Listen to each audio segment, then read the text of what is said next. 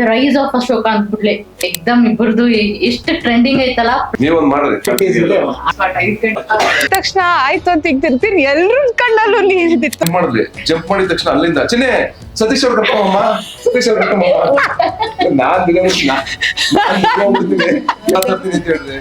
ಮಿರ್ಚಿ ತರ್ತೀನಿ ಇದೇನು ನಾವ್ ತರ್ತೀನಿ ನಮ್ಮ ಮಂದಿಗತ್ಲೆ ಅದು.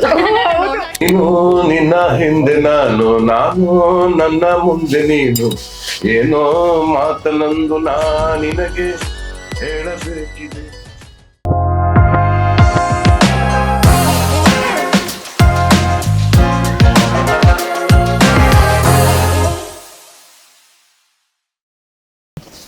ಎಲ್ಲಾರ್ಗು ನಮಸ್ಕಾರ ರೀ.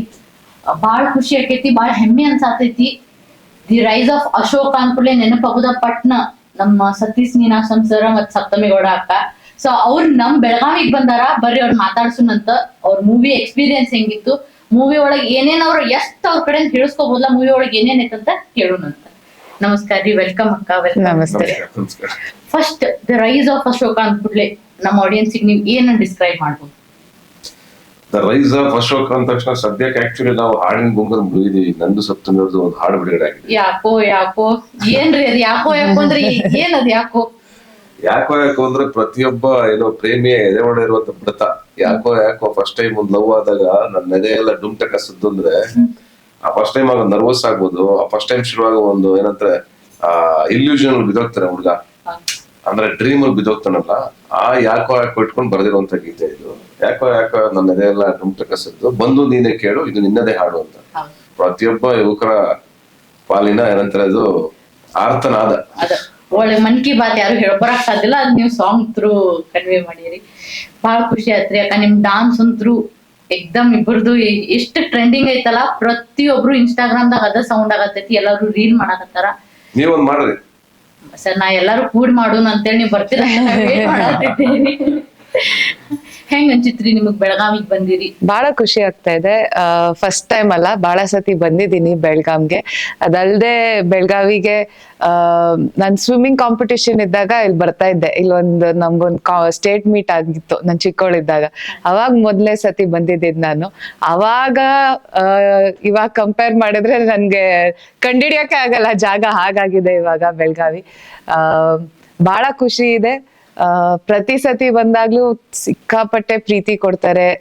ಇಲ್ಲಿನ ಜನ ತುಂಬಾ ಚೆನ್ನಾಗಿ ನೋಡ್ಕೋತಾರೆ. ಊಟದಿಂದ ಹಿಡ್ದು ಎಲ್ಲಾ ನಾವು ಇವೆಂಟ್ ಹೋಗೋವರೆಗೂ ಮುಗಿಸ್ಕೊಂಡ್ ವಾಪಸ್ ಏರ್ಪೋರ್ಟ್ ಹೋಗೋವರೆಗೂ ಚೆನ್ನಾಗಿ ನೋಡ್ಕೋತಾರೆ. ಏರ್ಪೋರ್ಟ್ ಎಂಟರ್ ಆಗ್ಬೇಕಾದ್ರೂ ಅಷ್ಟೇ, ಅಲ್ಲಿರೋ ಪೊಲೀಸ್ ಸಿಬ್ಬಂದಿ ಆಗಿರ್ಬೋದು, ಅವ್ರ ಕೆಲಸ ಮಾಡ್ತಾ ಇರೋರಾಗಿರ್ಬೋದು, ಅವರು ಅಷ್ಟೇ, ಅಲ್ಲೂ ಅಷ್ಟು ಚೆನ್ನಾಗಿ ನೋಡ್ಕೊಂತಾರೆ.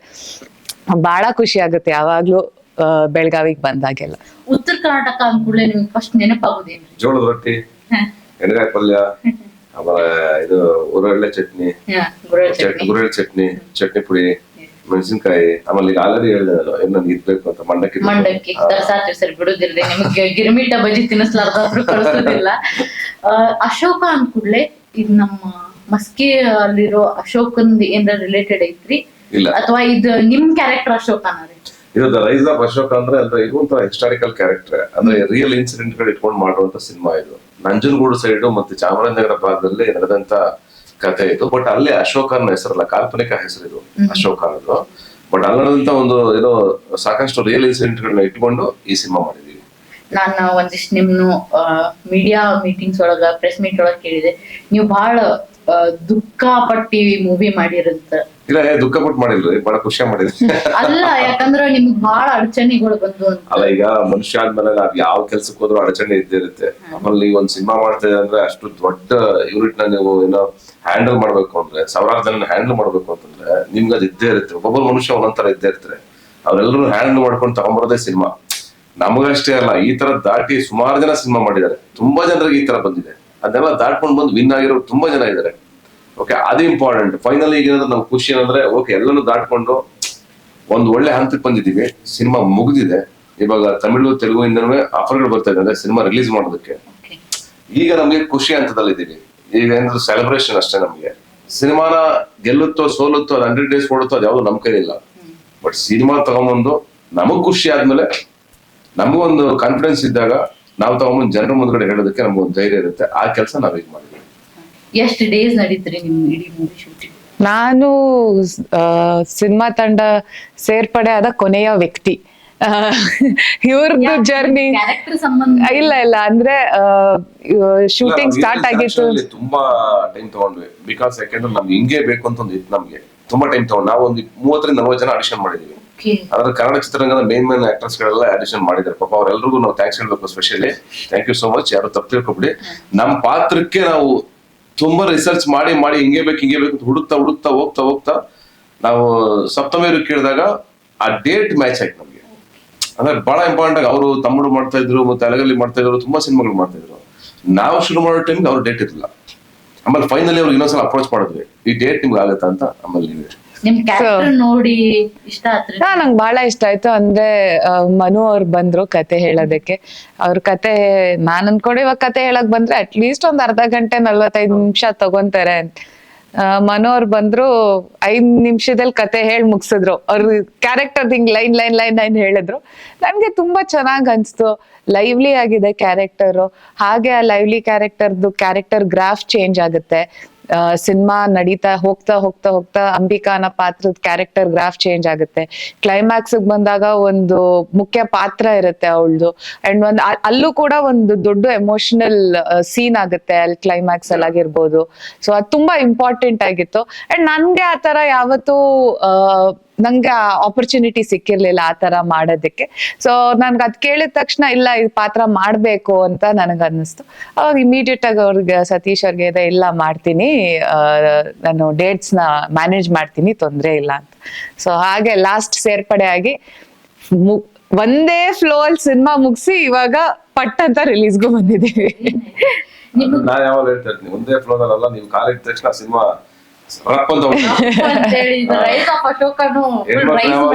ಅವ್ರ ಪಾಸಿಟಿವ್ ಎನರ್ಜಿ ಇದೆಯಲ್ಲ, ಸಿನಿಮಾಗೆ ಒಂದ್ ಸಣ್ಣ ತೊಂದರೆ ಕೊಡ್ಲಿಲ್ಲ ಅವರು ಯಾವತ್ತು. ಪ್ರಮೋಷನ್ ಆಗ್ಲಿ ಇಷ್ಟು ದಿವಸ ಪ್ರಮೋಷನ್ ಮಾಡ್ತಿದಾರೆ ನನ್ನ ಜೊತೆ ಎಲ್ಲ ಆಲ್ ಓವರ್ ಕರ್ನಾಟಕ ಬರ್ತಿದ್ದಾರೆ. ಒನ್ ಡೇನು ಯಾಕೆ ಏನು ಪ್ರಶ್ನೆ ಮಾಡಲ್ಲ, ಹೌದಾ ಈ ಡೇಟ್ ನಂದು ಓಕೆ ಇದೆ, ನಾನು ಬರ್ತೀನಿ ಮಾಡೋಣ.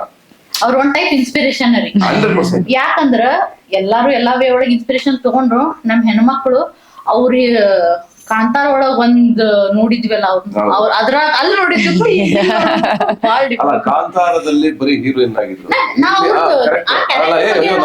ಕೆಳಗಡೆ ಮಾತಾಡ್ತಿಲ್ಲ. ಕಾಂತಾರದಲ್ಲಿ ಅವ್ರ ಪಾತ್ರ ಅಂದ್ರೆ ಹೀರೋ ಜೊತೆಗೆ ಟ್ರಾವೆಲ್ ಮಾಡ್ತಾ ಏನೋ ಅವ್ರ ಕ್ಯಾರೆಕ್ಟರ್ ಒಂದಷ್ಟು ಲಿಮಿಟೇಷನ್ಸ್ ಇತ್ತು. ಅದ್ರ ಇಲ್ಲೇನ್ ಗೊತ್ತಾ, ಹೀರೋ ಜೊತೆ ಟ್ರಾವೆಲ್ ಮಾಡ್ತಾ ಇಡೀ ಸಿನಿಮಾ ಹೆಗಲ ಮೇಲೆ ಹೊತ್ತಿದ್ದಾರೆ. ಅಂದ್ರೆ ಅವ್ರಿಗೂ ಈಕ್ವಲ್ ಆಗಿದೆ. ಅಂದ್ರೆ ಕಡೆಗೆ ಯಾವಾಗ ಹೀರೋನೇ ಕ್ಲೈಮ್ಯಾಕ್ಸ್ ನ ಹೊರೋದು ಎಲ್ಲಾ ಸಿನಿಮಾಗಳಲ್ಲೂ. ಇದ್ರಲ್ಲಿ ಹಂಗಿಲ್ಲ, ಹೀರೋಯಿನ್ ಇಬ್ರು ಆ ಕ್ಲೈಮ್ಯಾಕ್ಸ್ ನ ಹೊರ್ತಾರೆ. ಅದ್ ಯಾಕೆ ಅಂತ ಕ್ಲೈಮ್ಯಾಕ್ಸ್ ನೋಡಿ ನಿಮ್ಗೆ. ಆ ಕ್ಲೈಮ್ಯಾಕ್ಸ್ ಅಲ್ಲಿ ಅಷ್ಟು ಡೇರಿಂಗ್ ಆಗಿ ನಿಂತ್ಕೊಳ್ಳುವಂತ ಲೇಡಿ, ಆ ಹೀರೋಯಿನ್ ಕ್ಯಾರೆಕ್ಟರ್ ಇಬ್ಬರಿಗೂ ಈಕ್ವಲ್ ಆಗಿದೆ. ಇದು ಮಾಡ್ಬೇಕು, ನೀನ್ ಮಾಡು, ತಲೆ ಕೆಡ್ಸ್ಕೊಡ ಅಂತ ಆ ಡಿಸಿಷನ್ ತಗೊಳಕ್ಕೆ ಇಬ್ರು ನಿಂತ್ಕೊತಾರೆ ಜೊತೆಗೆ. ರೋಲ್ ಅದು ಚಾಲೆಂಜಿಂಗ್ ಆಗಿತ್ತು. ತುಂಬಾ ಚಾಲೆಂಜಿಂಗ್, ವೆರಿ ಚಾಲೆಂಜಿಂಗ್. ಆ ರೋಲ್ ನ ಸುಮಾರು ಜನ ಕೆಲವು ಕಾರಣಗಳಿಗೆ ಬಿಟ್ಟಿದ್ದಾರೆ. ಅದ್ ಯಾಕೆ ನಾನು ಸಿನಿಮಾ ರಿಲೀಸ್ ಆದ್ಮೇಲೆ ಹೇಳ್ತೀನಿ. ಅಂದ್ರೆ ನಾ ಇದ್ರ ಸಂಬಂಧ ಮೂವಿ ಸೀನ್ ಐತಪ್ಪ ತುಂಬಾ ಚೆನ್ನಾಗಿ ಮಾಡಿ. ಅವ್ರ ಲೈಫ್ ಟೈಮ್ ಗೊತ್ತಿಲ್ಲ ನನಗೆ, ಸಾರಿ ಹಂಗೆ ಹೇಳ್ಬಾರ್ದು. ಮುಂದಿನ ದೊಡ್ಡ ಪಾತ್ರ ಮಾಡ್ತಾರೆ, ಇದುವರೆಗೂ ಮಾಡಿರೋದ್ರಲ್ಲಿ ಬೆಸ್ಟ್ ಅಂತ ನನಗನ್ಸುತ್ತೆ.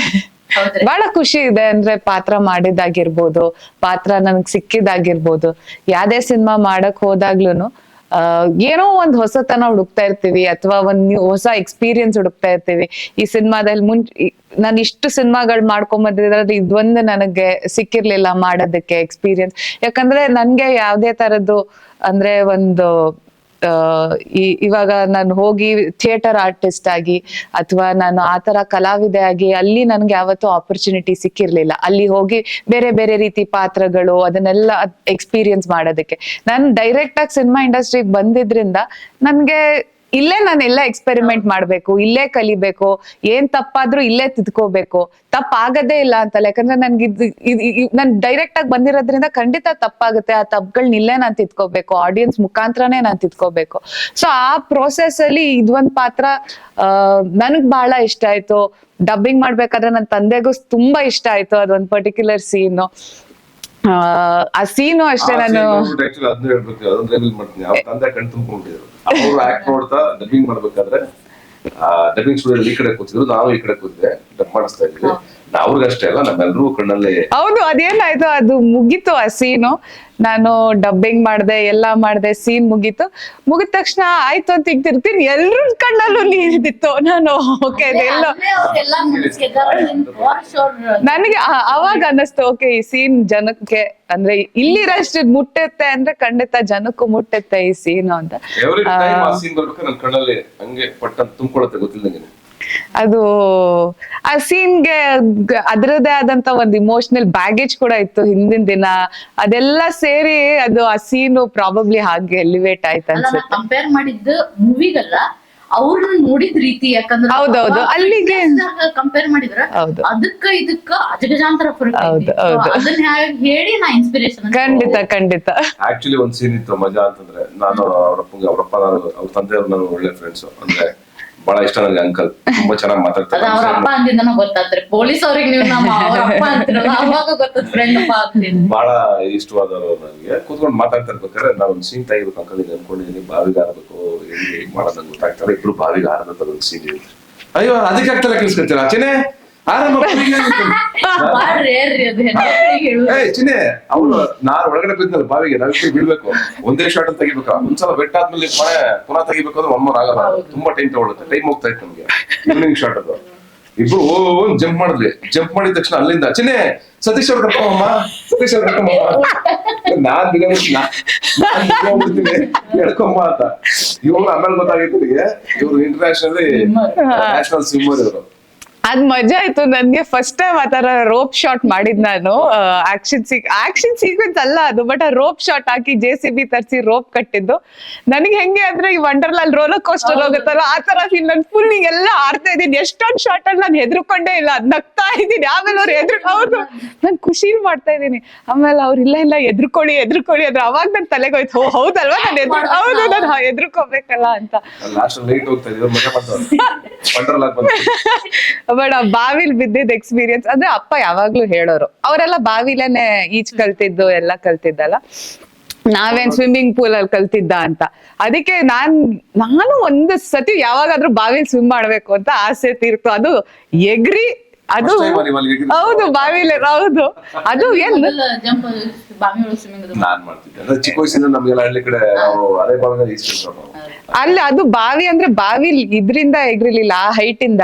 ಅದಕ್ ಬೇರೆ ಚೇರ್ ಕೊಟ್ಬಿಟ್ಟು ನಿಲ್ಸಿದ್ರು ನಮ್ ಲವಿತ್ ಅವರು, ನಮ್ಗೆ ಒಂಚೂರು ಹೈಟ್ ಬೇಕು ಅಂದ್ಬಿಟ್ಟು. ಚೇರ್ ಮೇಲಿಂದ ಒಳ್ಳೆ ಡೈವಿಂಗ್ ಬೋರ್ಡ್ ತರ ರಫ್ ಅಂತ ಎಗ್ರಿರೋದು. ಬಟ್ ಒಳ್ಳೆ ಬಾವಿ ಬೀಳೋದು ಅಂತ ಅನ್ಕೋತಾ ಇರ್ತೀವಲ್ಲ ನಾವು. ಹೆಣ್ಮಕ್ಳು ಹೇಳ್ತಾರೆ ಅಂದ್ರೆ ಗಂಡ್ಮಕ್ಳು ಹೇಳ್ತಾರೆ, ಅಲ್ಲಿ ಲಿಟ್ರಲಿ ಇಬ್ರು ಬಿಡ್ತಾರೆ. ಬಟ್ ಚೆನ್ನಾಗಿತ್ತು ಆ ಎಕ್ಸ್ಪೀರಿಯನ್ಸ್. ಆಮೇಲೆ ಹೇಳಿದ್ರು ಒಂದೇ ಟೇಕಲ್ಲಿ ಆಯ್ತು, ಅದು ಒಂದೇ ಟೇಕಲ್ಲಿ ಆಯ್ತು. ಬಟ್ ಅದಾದ್ಮೇಲೆ ಹೇಳಿದ್ರು ಹಾವಿತ್ತು ನಿಮ್ ಹುಷಾರು ಅಂತ. ಆಮೇಲೆ ನಾನು ಹಾವಿತ್ತು ಅಂತ ನನ್ಗೆ ಅವಾಗ ನಂಗೆ ಹಾವಂದ್ರೆ ಭಯ. ಆಮೇಲೆ ಗೊತ್ತಾಯ್ತು ಅಬ್ಬಾ ನನಗ್ ತುಂಬಾ ಭಯ. ನಾನು ಟಿವಿಲೂ ನೋಡಲ್ಲ, ಝೂ ಅಲ್ಲಿ ಎಲ್ಲೂ ನೋಡಲ್ಲ ನಾನು. ನಂಗೂ ಭಯ. ದಯವಿಟ್ಟು ತಗೊಂಡ್ಬಿಡ್ಬೇಡಿ, ನಾನು ಬೇಡ ಇದೇನಿದು ಹಾವು ತರ್ತೀನಿ. ನಮ್ಮ ಫೇವರೇಟ್ ಅನಿಮಲ್ ನನಗೆ ಭಯ, ತುಂಬಾ ಭಯ. ನಮ್ಮ ಫೇವರೇಟ್ ಅನಿಮಲ್ ಹೆಣ್ಮಕ್ಳು. ಅನಿಮಲ್ ಅಂತೆ ನಾವೆಲ್ಲ ಪ್ರಾಣಿಗಳಿರ್ತಾರೆ ಮತ್ತೆ ನನಗೆ ಗಜಕೇಸರಿ, ನನಗೆ ಎಲಿಫೆಂಟ್. ನನ್ ಫೇವ್ರೇಟ್ ಅನಿಮಲ್ ಎಲಿಫೆಂಟ್. ನಾನು ಅಲ್ಲಿ ಯಾವ್ದೇ ದೇವಸ್ಥಾನ ಎಲ್ಲಿಗೆ ಹೋದ್ರುನು ಎಲಿಫೆಂಟ್ ಮುಟ್ತೀನಿ, ಅಲ್ಲಿ ಹೋಗಿ ಮಾತಾಡ್ಸ್ತೀನಿ. ನಂಗೆ ಬಹಳ ಇಷ್ಟ. ಅದ್ ಬಿಟ್ರೆ ನಾಯಿ ಅದ್ ಮನೇಲಿ ಇರುತ್ತೆ, ಬಟ್ ಆತರ ವೈಲ್ಡ್ ದೊಡ್ಡ ನನ್ಗೆ ಹಾವು ಹೌದು ಇಷ್ಟಿರುತ್ತೆ ಅದ್, ಬಟ್ ತುಂಬಾ ಭಯ. ಎಲಿಫೆಂಟ್ ಗಾತ್ರದಲ್ಲಿ ದೊಡ್ಡದಾದ್ರು ಏನೋ ನನ್ಗೆ ಯಾವತ್ತೂ ಅದನ್ನ ಮುಟ್ಬೇಕಾದ್ರೆ ಅದ್ರ ಹತ್ರ ಹೋದಾಗ ಯಾವತ್ತೂ ಭಯ ಅನ್ಸಿಲ್ಲ. ನನಗ್ ತುಂಬಾ ಇಷ್ಟ. ನನಗೆ ಎಲಿಫೆಂಟ್ ಫೇವ್ರೆಟ್. ಯಾವ ಪ್ಲೇಸ್ ಒಳಗೆ ಶೂಟ್ ಆಗಿದ್ರಿ ಇದು? ಆಲ್ಮೋಸ್ಟ್ ಒಂದು ನಂಜನಗೂಡು, ಚಾಮರಾಜನಗರ, ಗುಂಡ್ಲುಪೇಟೆ, ಚಿಕ್ಕಬಳ್ಳಾಪುರ, ಆಮೇಲೆ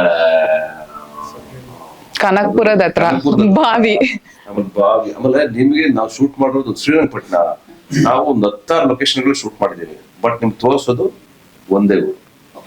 ಅಂದ್ರೆ ಆ ಊರಿಗೆ ಮ್ಯಾಚ್ ಆಗೋದ್ರ ಲೊಕೇಶನ್ಗಳನ್ನ ನಾವು ಸರ್ಚ್ ಮಾಡ್ಬೇಕಾಯ್ತು. ಅದೇ ಚಾಲೆಂಜಿಂಗ್. ಇದು ಎಲ್ಲ ಸಿನಿಮಾಗಳಲ್ಲಿ ಮಾಡ್ತಾರೆ, ನಮ್ದೇನು ಹೊಸದಲ್ಲ. ಬಟ್ ಇದಕ್ಕೆ ಎಸ್ಪೆಷಲಿ ಅಂದ್ರೆ 70s ಆಗಿರೋದ್ರಿಂದ ಆ ಊರಿಗೆ ಅದೇ ಹೆಂಚೀಗ ನಿಮ್ಗೊಂದು ಸಾಂಗ್ ಬಿಟ್ಟಿದೀವಿ, ಮಾದೇವ ಸಾಂಗ್. ಅದನ್ನ ಶೂಟ್ ಮಾಡೋದು ಮನ್ಕುಂತ ಅಂತ ಒಂದು ಹಳ್ಳಿ. ಹಿಂಗೆ ಬೇರೆ ಬೇರೆ ಕಡೆ ಶೂಟ್ ಮಾಡಿದೀವಿ. ಅದು ನೀವು ನೋಡ್ಬೇಕಾದ್ರೆ ಅದಷ್ಟು ಕೂಡ ಒಂದೇ ಗ್ರಾಮಕ್ಕೆ ಲಿಂಕ್ ಆಗೋ ತರ ಹಳ್ಳಿಗಳನ್ನ ಇಟ್ಕೊಂಡು ಶೂಟ್ ಮಾಡಿದ್ವಿ. ನೀವ್ ಇಷ್ಟೆಲ್ಲಾ ಕ್ಯಾರೆಕ್ಟರ್ಸ್ ಅವ್ರು ಪ್ಲೇ ಮಾಡ್ಯಾರ, ಇಷ್ಟು ಚಾಲೆಂಜಿಂಗ್ ಆಗಿತ್ತು ತಗೊಂಡ್ ಮಾಡ್ಯಾರ. ಇನ್ ಕೇಳ್ಬಾರ್ದಾದ್ರೂ ಕೇಳ್ತೀನಿ, ಇಫ್ ನಾಟ್ ಸಪ್ತಮಿ ಗೌಡ ಯಾರು ಮಾಡ್ಬೋದು? ಈಗ ಇಮ್ಯಾಜಿನ್ ಮಾಡಕ್ಕಾಗಲ್ಲ ಸೀರಿಯಸ್ಲಿ, ಅಂದ್ರೆ ಇವಾಗ ಆಕ್ಚುಲಿ ಸೀರಿಯಸ್ ಆಗಿ ನೀವು ಸಿನಿಮಾ ನೋಡ್ಬಿಟ್ಟು ಹೇಳಿ ನನಗೆ ಯಾರನ್ನ ಮಾಡ್ಬೋದಾಗಿತ್ತು ಈ ಪಾತ್ರನ ಅಂತ. ನಾವ್ ಹೇಳೋ ಚಾನ್ಸೇ ಇಲ್ಲ, ಚಾನ್ಸೇ ಇಲ್ಲ. ನಾನೇನು ಅದನ್ನ ಸುಳ್ಳು ಹೇಳ್ತಿಲ್ಲ, ಅವ್ರೇನು ಹೊಗಳ್ಬೇಕು ಅಂತ ಹೇಳ್ತಿಲ್ಲ, ಎದುರುಗಡೆ ಕೂತಿದ್ದಾರೆ ಅಂತ ಹೇಳಿ. ಇಲ್ಲ ಅದಕ್ಕಂದ್ರೆ ನಾ ತಪ್ಪು ತಿಳ್ಕೊಬೇಡ್ರಿ. Straight forward always. ನನಗೆ ಈಗ ನೋಡಿದಾಗ ನಮ್ ಟೀಮಲ್ಲಿ ಅದೇ ಹೇಳ್ತಿದ್ರು, ಫಸ್ಟ್ ನಾವ್ ಯಾರನ್ನ ಇಮ್ಯಾಜಿನ್ ಮಾಡ್ತಾ ಇದ್ವಿ, ಬಟ್ ಇವ್ರು ಒಂದ್ ಪಾತ್ರ ಕೂತ್ಕೊಂಡ್ಮೇಲೆ ಒಂದ್ ಶಾರ್ಟ್ ತೆಗೆದ್ವಿ ನಾವು. ಫಸ್ಟ್ ಶಾರ್ಟ್ ನಂಗೆ ಇನ್ನೂ ನೆನಪಿದೆ, ಇವ್ರು ಇಂಟ್ರೊಡಕ್ಷನ್ ತೆಗೆದ್ವಿ. ಇವ್ರು ಹೂ ತಗೊಂಡ್ಬರೋದು ಹುಡುಗಿ ಇಂಟ್ರೊಡಕ್ಷನ್ ತೆಗಿಬೇಕಾದ್ರೆ ಅವ್ರ ಅಮ್ಮ ಮಾನಿಟರ್ ಹತ್ರ ಕೂತಿದ್ರು, ನಾನು ಜೊತೆ ಕೂತಿದ್ದೆ. ಇಬ್ರು ಅಮ್ಮ ನಾನು ಇಬ್ರು ಕೂತಿದ್ದಾಗ ಅಮ್ಮ ಅಂದ್ರೆ ಫಸ್ಟ್ ಶಾರ್ಟ್, ಅಲ್ಲಪ್ಪ ಈಗ ಮತ್ತೆ 70ರ ದಶಕ 80ರ ದಶಕ ಅಂತೀರಾ, ಮತ್ತೆ ನನ್ ಮಗಳು ಐಶ್ಯಾಡ್ ಹಾಕೊಂಡಿದ್ದಾರೆ ನಾವಮ್ಮ ತೆಗ್ಸಿದ್ದು ನಾವ್ ಹೇಳ್ಬಿಟ್ಟು ನಾನೇ ಗೊತ್ತಿಲ್ಲ. ಕೆಲವೊಂದ್ಸಲ ನಾವು ಮೈ ಮರಿತೀವಿ, ಗೊತ್ತಾಗಲ್ಲ. ಬಟ್ ಆಮೇಲೆ ತೆಗ್ಸಿ ಫಸ್ಟ್ ಶಾರ್ಟ್ ತೆಗೆದ್ವಿ. ನಮ್ಗೆ ನ್ಯಾಚುರಲ್ ಆಗಿ ಬ್ಯೂಟಿ ಬೇಕು ಅಂತಿತ್ತು, ಅಂದ್ರೆ ಕೂದಲು ಮುಂಗುರುಳು ಅದೆಲ್ಲವೂ ತುಂಬಾ ಚೆನ್ನಾಗಿ ಕಾಣಿಸ್ಬೇಕು ಅಂತ. ಆ ಫಸ್ಟ್ ಶಾರ್ಟ್ ತೆಗೆದ್ರೆ ನಮ್ಗೆ ಅನ್ಸಿದ್ದೇನೆ ಅಂದ್ರೆ ಇವರೇ ಸಪ್ತಮಿ ಅಥವಾ ಇವರೇ ಅಂಬಿಕಾ ಅಂತ. ಅಶೋಕ್ನಿಗೆ ಸರಿಯಾಗಿ ಜೋಡಿ ಅಂಬಿಕಾ ಇವರೇ ಅಂತ ಅನ್ಸಿದ್ದು. ಆ ಕೆಮಿಸ್ಟ್ರಿ ಫಸ್ಟ್ ಇಂದ ಕಡೆವರೆಗೂ ನಿಮ್ಗೆ ಇಡೀ ಸಿನಿಮಾ ಥ್ರೂಔಟ್ ಸಿನಿಮಾ ತುಂಬಾ ಚೆನ್ನಾಗಿ ಮೇಂಟೈನ್ ಆಗಿದೆ. ಆನ್ ಸೆಟ್ ಯಾರು ಜಾಸ್ತಿ ಫನಿ ಆಗಿರೋದು ಅಥವಾ ಲೈವ್ಲಿ ಇರುವುದು? ಇಬ್ರು. ನಾನೆಲ್ಲ ಎಲ್ರ ಹತ್ರನೂ ಮಾತಾಡ್ತಾ ಇರ್ತೀನಿ. ಇವ್ರು ಅಲ್ಲಿ ಯಾರು ಚೇರ್ ಸಿಕ್ಕರು ಮಾತಾಡ್ತಾರೆ, ಅವ್ರಿಗೆ ಇಂಥವ್ರ ಬೇಕು ಅಂತ ಮಾತಾಡಕ್ಕೆ. ಪಕ್ಕದಲ್ಲಿ ಚೇರ್ ಮಾತಾಡ್ತಾರೆ. ಅಲ್ಲಿ ಊರ್ ಮಕ್ಳ ಜೊತೆ ಮಾತಾಡಿದೀನಿ, ಅಲ್ಲಿ ಊರವ್ರ ಜೊತೆ ಮಾತಾಡಿದೀನಿ, ಎಲ್ರ ಜೊತೆನೂ ಮಾತಾಡಿದೀನಿ. ಯಾರು ಇಲ್ಲ ಈ ಸೆಟ್ಗೆ ಆಕ್ಚುಲಿ ಅಂದ್ರೆ ಯಾರು ಲೇಟ್ ಇರ್ಲಿಲ್ಲ. ಮ್ಯಾಕ್ಸಿಮಮ್ 6 ಎಲ್ರು ಇರ್ತಾರೆ ಸೆಟ್ ಅಲ್ಲಿ.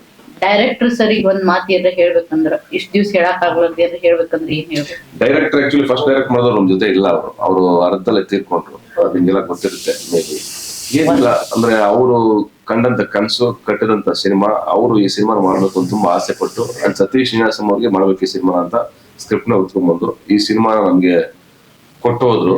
ಇದು ನನ್ನ ಕರಿಯರಲ್ಲಿ ಇವತ್ತು ನಾನು ಸಿನಿಮಾ ಮುಗಿಸ್ ನೋಡಿದಾಗ ವಾವ್ ಅನ್ನೋ ಮಟ್ಟಿಗೆ ಇಷ್ಟು ಕಾನ್ಫಿಡೆಂಟ್ ಆಗಿ ಇಷ್ಟು ಧೈರ್ಯವಾಗಿ ಈ ಸಿನಿಮಾ ಬಗ್ಗೆ ಇಷ್ಟೊಂದು ಪ್ರಮೋಟ್ ಮಾಡ್ತಾ ಇದ್ದೀನಿ ನಾನು ಅಂತಂದ್ರೆ ಅದು ತುಂಬಾ ಚೆನ್ನಾಗಿ ಬಂದಿದೆ. ನನಗೆ ಇನ್ನೇನಿಲ್ಲ, ಜನ ನೋಡಿ ಗೆದ್ರೆ ಅವ್ರು ಯಾವಾಗ ಒಂದು ಮಾತಾಡ್ತಿದ್ರು, ಸತೀಶ್ ಸರ್ ನೀವು ದೊಡ್ಡ ಮಟ್ಟಕ್ಕೆ ಹೋಗ್ಬೇಕು ಸರ್, ಈ ಸಿನಿಮಾ ದೊಡ್ಡ ಮಟ್ಟಕ್ಕೆ ಆಗುತ್ತೆ ಸರ್, ನೀವು ನೆಕ್ಸ್ಟ್ ಲೆವೆಲ್ ಬೆಳಿತೀರಾ ಸರ್ ಅಂತ ಪ್ರತಿ ಸ್ಲೈಡ್ ಅವ್ರು ಶೂಟ್ ಮಾಡ್ಬೇಕಾದ್ರು. ಆ ಕ್ಯಾರೆಕ್ಟರ್ ಮಾಡಿಸ್ಬೇಕಾದ್ರೆ ನಂಗೆ ಸರ್ ಎಷ್ಟು ಚೆನ್ನಾಗಿ ಕಾಣ್ತಾ ಇದೆ, ಎಷ್ಟು ಚೆನ್ನಾಗಿ ಬಿಲ್ಡಪ್ ಬರ್ತಾ ಇದೆ, ತುಂಬಾ ಚೆನ್ನಾಗಿದೆ ಸರ್, ನಿಮ್ಗೆ ಒಳ್ಳೇದಾಗ್ಬೇಕು ಸರ್ ಅಂತ ಮನುಷ್ಯ ಯಾವಾಗಲೂ ಹೇಳೋದು.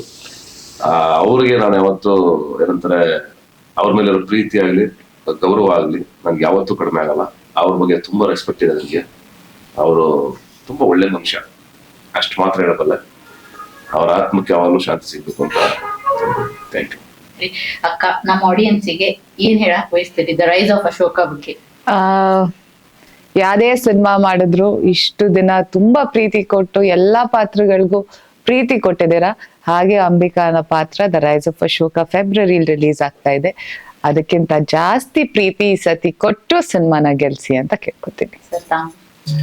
ಏನಿಲ್ರಿ, ಎಲ್ಲ ಆರಾಮಿದ್ರೇನ್ರಿ? ಮತ್ತೆ ನಮ್ಮ ಪ್ರಿಯ ಅವರು ಬಹಳ ಬ್ಯೂಟಿಫುಲ್ ಆಗಿ ನಡೆಸ್ಕೊಟ್ಟಾರ್ರಿ ಇಡೀ ಕಾರ್ಯಕ್ರಮ. ಬಹಳ ಚಲೋ ಹೊತ್ನಾಗೆ ಖುಷಿಯಾಗಿ ಕಾರ್ಯಕ್ರಮ ಮಾತ್ರಿ. ಬಹಳ ಸಂತೋಷ ಆಯ್ತು. ಈಗ ಬೆಳಗಾವಿ ಬಂದಿದ್ ನಮ್ಗೆ ಬೆಳಗಾವಿ ಕುಂದ ಮಿರ್ಚಿ ಮತ್ತೆ ಮಂಡಕ್ಕಿ ಇದೆಲ್ಲ ತಿಂದು ಬಹಳ ಖುಷಿಯಾಗಿದ್ವಿ. ಇನ್ನು ಖುಷಿ ಆಗ್ಬೇಕು ನಾವು ಅಂತಂದ್ರೆ ರೈಸ್ ಆಫ್ ಅಶೋಕ ಫೆಬ್ರವರಿನಾಗ ಬಿಡುಗಡೆ ಆಗ್ತಾ ಇದ್ರಿ. ಉತ್ತರ ಕರ್ನಾಟಕದ ಭಾಗದ ಮಂದಿ ಈ ಸಿನಿಮಾ ನೋಡ್ರಿ, ಗೆಲ್ಲಿಸ್ರಿ. ನಿಮ್ಮ ಹಾರೈಕೆ ನಮ್ಮಿಬ್ಬರ ಮೇಲೆ ಇರ್ಲಿ, ನಮ್ಮ ತಂಡದ ಮೇಲೆ ಇರ್ಲಿ. ಯಾವಾಗಲೂ ನಮ್ಮನ್ನ ಗೆಲ್ಸಿದಿರಾ, ಕರ್ಕೊಂಡ್ಬಂದು ಇಲ್ಲಿವರೆಗೂ ಗೆಲ್ಸಿದಿರಾ. ಈಗ ನಮ್ಮ ಬಹುಮುಖ್ಯ ಘಟ್ಟ ಬಂದಿದೆ. ನನ್ನ ಮಹತ್ವಾಕಾಂಕ್ಷೆಯ ಚಿತ್ರ ಅಂತಾನೆ ಹೇಳ್ಬೋದು. ನಾನ್ ತುಂಬಾ ಎಕ್ಸ್ಪೆಕ್ಟೇಷನ್ ಇಟ್ಕೊಂಡು ಚಿತ್ರ, ತುಂಬಾ ಆಸೆ ಇಟ್ಕೊಂಡು ಈ ಸಿನಿಮಾ ಮಾಡಿದೀನಿ. ನಾನು ಯಾವಾಗಲೂ ಇಷ್ಟೊಂದು ಹೇಳಿಲ್ಲ ನನ್ನ ಸಿನಿಮಾ ಬಗ್ಗೆ, ಬಟ್ ಈ ಸಲ ಈ ಸಿನಿಮಾನ ಥಿಯೇಟರ್ ಅಲ್ಲಿ ನೋಡಿ ಮಿಸ್ ಮಾಡ್ಬಿಡಿ please please please. Thank you. ಇಷ್ಟೆಲ್ಲ ಇವ್ರದ ರೈಸ್ ಆಫ್ ಅಶೋಕ ಬಗ್ಗೆ ಮಾತಾಡತ್ತಾರ, ಇಷ್ಟ ಚಾಲೆಂಜಸ್ ಇಷ್ಟೆಲ್ಲ ಅವ್ರು ಫೇಸ್ ಮಾಡ್ಯಾರ, ಪ್ರತಿಯೊಂದ್ ಕ್ಯಾರೆಕ್ಟರ್ ಬಗ್ಗೆನೂ ಅವ್ರ ಹೇಳ್ಕೊಂಡ್ರ. ಇಷ್ಟೆಲ್ಲ ಅವ್ರು ಹೇಳಿದ್ದು ನಾವೆಲ್ಲಾರು ಥಿಯೇಟರ್ಗೆ ಹೋಗಿ ಪಿಕ್ಚರ್ ನೋಡ್ಲಿಲ್ಲ ಅಂದ್ರ ಅದು ಖರೆಗೂ ತಪ್ಪಾಕೈತಿ. ಸೊ ದಯವಿಟ್ಟು ಎಲ್ಲಾರು ಫೆಬ್ರವರಿ ಒಳಗ the rise of Ashoka picture ನೋಡಕ್ ಹೋಗುನು ವೇಟ್ ಮಾಡತ್ತೀವಿ sir. Thank you. Thank you so much. Thank you sir. ಏನು 5 ಗಂಟೆಗೆ ನೀವು ಇಲ್ಲಿ ಮಠ ಬಂದಿರಿ, ನಮ್ ಬೆಳಗಾವ್ ಸ್ಪೆಷಲ್ ಕುಂದಾರಿ. ಹೌದಾ? ನಮ್ ಮಂದಿಗತ್ಲೆ ಅದು ಕಡೆ ಉತ್ತರ ಕರ್ನಾಟಕ ಸ್ಪೆಷಲ್. ನಾನ್ ತುಂಬಾ ಕಡೆ ಬೆಂಗಳೂರಲ್ಲೂ ಜಯನಗರಲ್ಲಿ ಒಂದ್ ಕಡೆ ಇದೆ. ಗಿರ್ಮಿಟ್ ಜಾಗ ಅಲ್ಲಿಂದ ತರಿಸ್ತೀನಿ. ತುಂಬಾ ಕಡೆ ಬಟ್ ಅಲ್ಲ, ಬಟ್ ಈ ಫ್ಲೇವರ್ ಇರಲ್ಲ, ಅಥೆಂಟಿಕ್ ಫ್ಲೇವರ್ ಇರಲ್ಲ. ಪ್ರಿಯವ್ರೆ, ನೀವು ನಮ್ಮೂರ್ ಬರ್ರಿ, ನಿಮ್ಗೆ ಮುದ್ದೆ ಉಪ್ಸಾರು ಮತ್ತೆ ಕೋಳಿ ಸಾರು ಎಲ್ಲ ನಮ್ ಕಡೆ ಊಟ. ನಿಮ್ಗೆ ಚಾಪ್ಸು, ಬೋಟಿ. ನಿಮ್ ಕಡೆ ಬರೀ ನುಂಗು ಕೆಲ್ಸ ಸರ್. ಬೋಟಿ, ತಲೆ ಮಾಂಸ, ಕಿಡ್ನಿ, ಯಾಕೆ ಬೋಟಿ ಅದನ್ನೆಲ್ಲ ಹಚ್ಬೇಕಲ್ಲ, ನಲ್ಲಿ ಮುಳೆ ಮಟನ್. ಎಲ್ಲ ಒಳ್ಳೆ ಇನ್ಸ್ಟ್ರೂಮೆಂಟ್ಗಳು ಮತ್ತೆ ನಲ್ಲಿ ಮುಳೆ, ತಲೆ ಮಾಂಸ. ನಾನ್ ತಲೆ ಮಾಂಸ, ನಲ್ಲಿ ಮುಳೆ ಓಕೆ, ಬಟ್ ಬೋಟಿ ತಿಂತೀನಿ, ನಂಗೆ ಇಷ್ಟ. ನನಗೂ ಇಷ್ಟ. ಜಾಸ್ತಿ ನಿಮ್ಗೆ ಯಾವ ಟೈಪ್ ಫುಡ್ ಅಂದ್ರೆ ಇಷ್ಟ? ಅಥೆಂಟಿಕ್ ಎಲ್ಲ ಫುಡ್ ಇಷ್ಟ. ಇವಾಗ ಪಕ್ಕ ಉತ್ತರ ಕನ್ನಡ ಹೋದ್ರೆ ಜೋಳದ ರೊಟ್ಟಿ ಊಟ, ನಮ್ ಕಡೆ ಸ್ಪೆಸಿಫಿಕ್ ಆಗಿ ನಾನು ಊಟಕ್ಕಿದ ಬೇಕಪ್ಪ ಅಂತ ಊಟ ಬೇಕು ನನ್ಗೆ, ಒಳ್ಳೆ ಊಟ ಬೇಕು. ಚಪಾತಿ ಗೊಜ್ಜು ಕೊಟ್ರು ಚೆನ್ನಾಗಿದ್ರೆ ಶೂಟಿಂಗ್ ಇಂದ ಮನೆ ಹೋಗ್ತೀವಲ್ಲ, ಒಂದ್ 10 ದಿವಸ ಶೆಡ್ಯೂಲ್ ಇರುತ್ತಲ್ಲ, ಅದ್ ಮುಗಿಸ್ಕೊಂಡು ಹೋದಾಗ ಒಂದ್ ಮುದ್ದೆ ಉಪ್ಸಾರು ಸಿಕ್ಬಿಟ್ರೆ ಫಸ್ಟ್ ಬ್ಯಾಕಪ್ ಅಂದ್ಕೂಡ್ಲೆ ನಿಮ್ ತಲೆ ಅವರು ಏನ್ವಾ ಮನೆ ಮಾಡೋಣ ಅಂತ.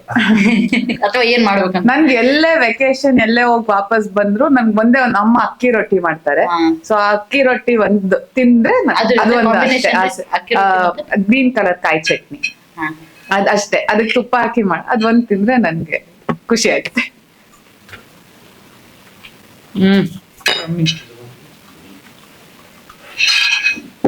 ಇದು ಟ್ರೈ ಮಾಡಿ. ಒಂದ್ ಸ್ವಲ್ಪ ನ್ಯೂ ಇಯರ್ ವರ್ಗೂ ಇಲ್ಲ, ಮನೆಗೆ ತಗೊಂಡೋಗಿತ್ತು. ನಂಗೆ ತುಂಬಾ ಇಷ್ಟ ಕುಂದ, ತುಂಬಾ ಅಂದ್ರೆ ತುಂಬಾ ಇಷ್ಟ. ಸಗದಾಗಿದೆ. ಒಂದ್ 2 ಲೈನ್ ಸ್ವೀಟ್ ತಿನ್ಕೋತನ ಹಾಡಾಡಿರ್ತಾರೆ ಯಾಕೋ. ನನ್ ಫೇವ್ರೆಟ್ ಲೈನ್ ಬಂದು ಇದು: ನೀನು ನಿನ್ನ ಹಿಂದೆ ನಾನು, ನಾನು ನನ್ನ ಮುಂದೆ ನೀನು, ಏನೋ ಮಾತನಂದು ನಾ ನಿನಗೆ ಹೇಳಬೇಕಿದೆ. ಆ ಕ್ಯಾರೆಕ್ಟರೈಸೇಷನ್ ಇನ್ನೊಂದು ಲೈನ್ ಬರುತ್ತೆ: ಸಿಡಿವಾ ಮತ ಪಂಗೆ ನೀನು, ಸುಡುವ ಕಿಡಿಯಂತೆ ನಾನು. ಅಲ್ಲೇ 2 ಕ್ಯಾರೆಕ್ಟರ್ ಹೇಳ್ಬಿಡ್ತೀವಿ. ಸಿಡಿವ ಮತಾಪಂತೆ ನೀನು, ಸುಡುವ ಕಿಡಿಯಂತೆ ನಾನು, ಬಾನೇ ಬೆಳಗುವಂತ ಪ್ರೀತಿಯೊಂದ ಹಚ್ಚಬೇಕಿದೆ. ಇಡೀ ಜಗತ್ತೇ ನೋಡತ್ರ ಪ್ರೀತಿ ನಮ್ದಾಗ್ಬೇಕು. ನೀರ್ ತಗೊಳ್ಳಿಲ್ಲ, ನಾವು ದಿವ್ಸ ಅದ್ರಾಗ ಇರ್ತೀವಿ. ನಮ್ಗೆ ಯಾವಾಗ ಕೊಟ್ಟರು ಬ್ಯಾಸರಿ ಥ್ಯಾಂಕ್ ಯು. Thank you.